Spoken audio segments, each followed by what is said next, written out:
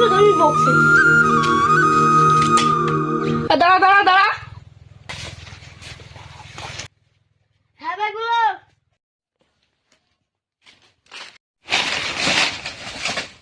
আবার তোর কলা গাছটা কি ক্ষতি করেছে বল? আমার বাড়িতে সারা কলা গাছ কেটেছে। কোন সারা কলা গাছ কেটেছে রে? এই সারা কেটেছে, 10 সালকে বাঁচবো।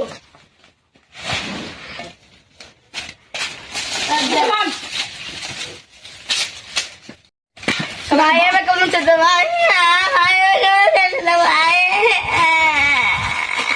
আচ্ছা কলা গাছ কেটে নেই বান বান